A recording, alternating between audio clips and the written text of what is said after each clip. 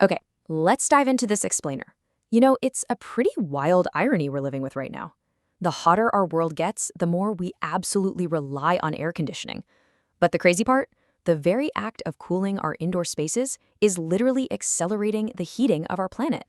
Today, we're going to explore how solid-state physics is about to completely flip the script on this whole dilemma. We're talking about moving from those noisy, gas-leaking boxes sticking out of our windows to completely silent, ultra-efficient materials. It's fascinating stuff. So here is our roadmap for today.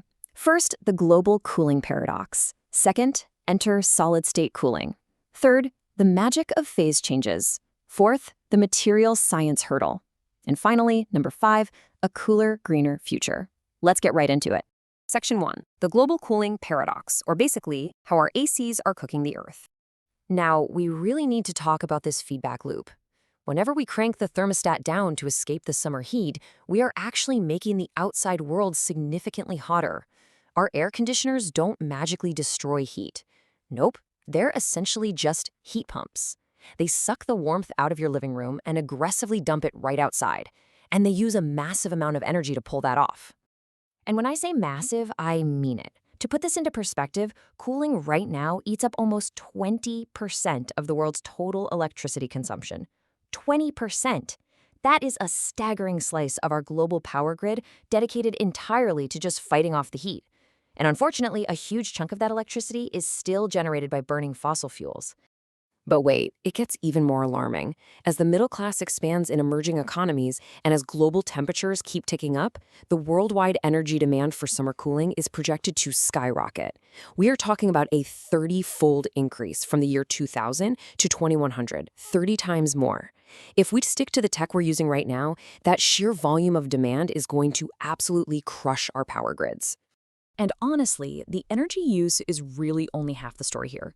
The refrigerant sloshing around inside these systems, the actual fluids getting squished and expanded, are just ridiculously good at trapping heat. I'm talking about hydrofluorocarbons, or HFCs. These chemicals have a global warming potential up to thousands of times higher than CO2. So that window unit chilling your bedroom, it's packed with chemicals that currently contribute up to 7.5% of global greenhouse emissions. It's a real problem. Section 2. Enter solid-state cooling, throwing out the concept of refrigerants altogether. To build our way out of this trap, we literally have to throw out the old blueprint. Solid-state cooling completely changes the game. Imagine ditching the clunky, gas-squishing technology of the past for the silent, solid-state systems of the future. No moving fluids that can leak out and destroy the atmosphere. No noisy compressors keeping you up at night. Instead, this tech relies on structural phase changes happening entirely within a solid piece of metal. Section 3. The magic of phase changes. Stretching a high-tech rubber band. Okay, so we're going to get into some hardcore but incredibly cool physics right now. How on earth does a rigid piece of metal act as an air conditioner? Well, it all comes down to something called the elastocaloric effect. Think of an everyday rubber band. If you stretch a rubber band really tight and hold it right up against your lip, you'll actually feel it get warm. Then, the second you let it snap back and relax, it suddenly feels cold. Solid-state engineers are doing this exact same thing, just with highly engineered metals.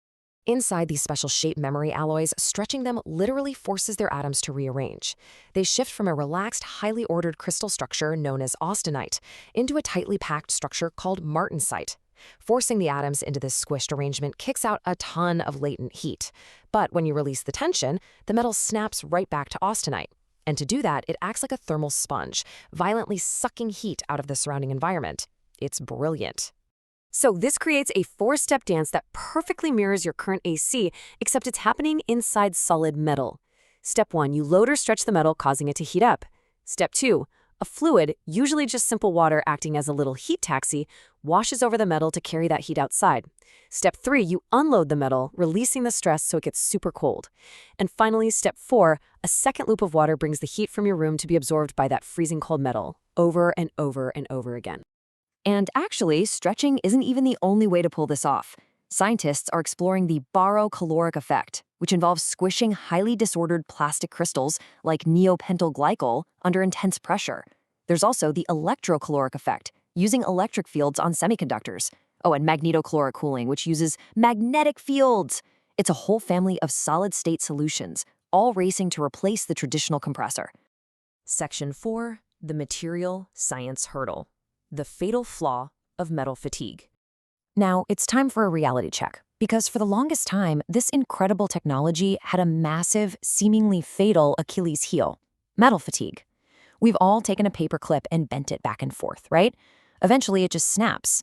Well, your home AC unit needs to run for millions of cycles over a 10-year lifespan. If the metal in a solid-state cooler snaps after just a few thousand stretches, the whole technology is a bust for commercial use. If you zoom in and look at the material under a microscope, you can see exactly why this happens. When the metal is manufactured, it's left with microscopic rough edges and tiny surface flaws. Every single time that metal gets stretched, the physical stress concentrates right at those specific weak points. They act as starting lines for microscopic cracks to inevitably grow and eventually fracture the whole piece. But never underestimate human ingenuity. Material scientists fought back with two brilliant fixes. First up, intense microscopic polishing. They smooth the surface down perfectly, completely eliminating those little starting points for cracks. Second, they use a technique called pre-straining. They basically give the metal one massive initial stretch, way beyond what it'll ever experience in a normal AC unit. This permanently aligns its internal structure and makes it incredibly tough. And the results? Unbelievable!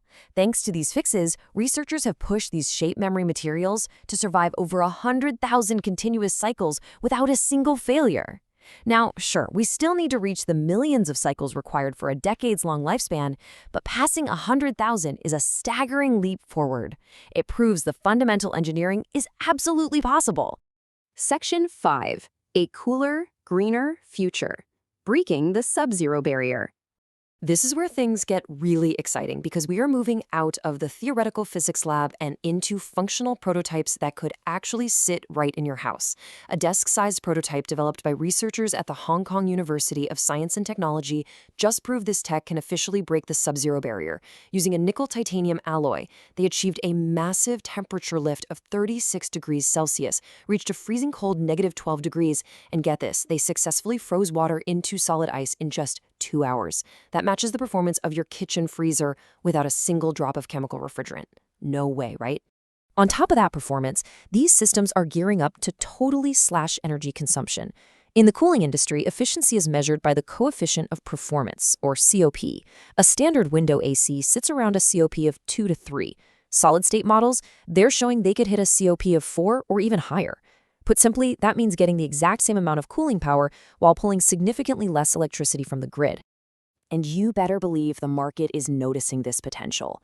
With looming global regulations threatening to phase out those harmful hydrofluorocarbons, the solid-state cooling industry is projected to absolutely explode. We're talking going from under $1 billion today to an estimated $4.5 billion by 2032. Startups and major tech players alike are all racing to commercialize these silent, compressor-free units. We've watched this entire concept go from a weird little physics curiosity, literally stretching metal to make it hot, to a robust technology that feels like it's right on the edge of becoming a daily reality. This could be a genuine revolution in how we cool things. It offers us a real way to maintain our modern comforts, keeping our homes perfectly chilled without sacrificing the atmosphere in the process. So, the science is proven. The massive hurdle of metal fatigue is actively being solved as we speak. With climate pressures mounting and global cooling demand skyrocketing, the real question isn't if we can cool our world without compromising our environment anymore. The real question is, exactly when will you make the switch in your own home? Thanks for joining me on this explainer, and definitely keep your eyes peeled for the solid-state revolution.